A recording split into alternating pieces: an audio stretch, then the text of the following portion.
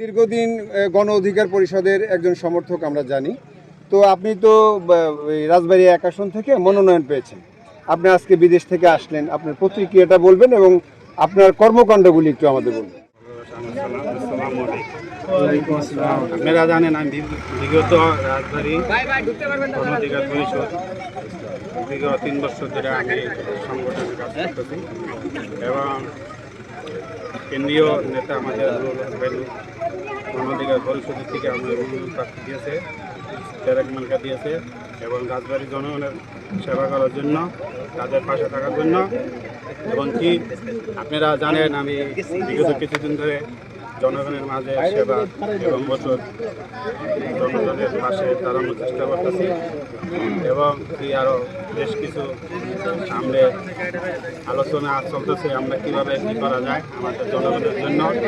এবং বিগত দিন আমি প্রবাসী ছিলাম, ইনশাল্লাহ এখন দেশে আসছি। আমি সর্বসময় জনগণের মাঝে থাকবো, পাশে থাকবো এবং কোনো কিছু জনগণের পাশে যাব এবং মানুষের দুঃখ সুখের কথা শুনবো এবং ইনশাআল্লাহ আমার দল মনোনয়ন দিয়েছে, আমি চেষ্টা করব এই আসন থেকে উপহার দেওয়ার জন্য এবং কি সর্বোচ্চ সবাইকে নিয়ে সবাইকে নিয়ে সর্বশেষ জনগণকে নিয়ে আমি কাজ করব, জনগণের পাশে থাকব। ইনশাআল্লাহ আগামীতে যদি আমরা এই দল আমাদের দল দুদিন বিজয় হয় তাই আমরা ইনশাআল্লাহ এই দলের জন্য এই জনগণের জন্য আমরা অনেক কাজ করার ইনশাআল্লাহ উদ্যোগ নিব এবং কি আমাদের কোনো দুর্নীতি করার কোনো উদ্যোগ নাই।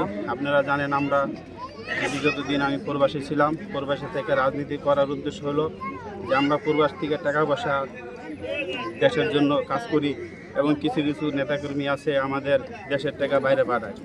আমরা চাই আমরা দেশটাকে কীভাবে উন্নত হবে, সোনার বাংলাদেশ সোনার মতো আমি দেখতে চাই এবং রাজবাড়ী 1 আসন গোয়ালন্দ এবং সদরকে নিয়ে কাজ করে ভালো একটা আসন এবং উপহার দিব ইনশাল্লাহ। যদি রাজবাড়ির জনগণ আমার পাশে থাকে আমি সবাইকে নিয়ে কাজ করব এবং কি ইনশাল্লাহ যাই আসবে আমি জনগণের মাঝে তাদের কন্ট্রোল করে দিব। আমার কোনো চাওয়া পাওয়া নাইকা, আমার একটাই চাওয়া পাওয়া আমি জনগণের মাঝে থাকতে চাই এবং কি জনগণ নিয়ে আমি ইনশাল্লাহ কাজ করব। আপনারা সবাই সহযোগিতা করবেন এবং কি আগামীতে আপনারা জানেন আমাদের একটা নির্বাচন আসতেছে এবং কি ইনশাল্লাহ এই নির্বাচনে আমি আশা করি জয়যুক্ত হয়ে সংসদে যাবো এবং আমি কিছু বিগত 10-12 বছর হবে প্রবাসী ছিলাম।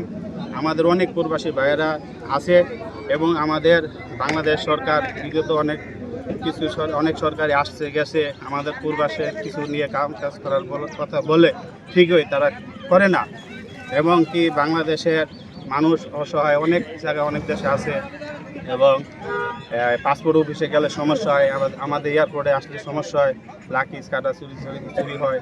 তাই আমি 2 দিন পার্লামেন্টে যাইতে পারি, তাই আমাদের সকল প্রবাসের জন্য কিছু একটা ভালো কিছু হবে। কারণ 300 আসনের ভিতরে আমাদের নূর ভাই অলরেডি আপনারা জানেন প্রার্থী ঘোষণা করছে। তাই আমরা চাই আমাদের গণ অধিকার পরিষদে যেন শক্তিশালী হয় এবং ইনশাল্লাহ আপনারা সবাই পাশে থাকবেন। এই বলে আমি আরেকটা বিষয় এখানে তো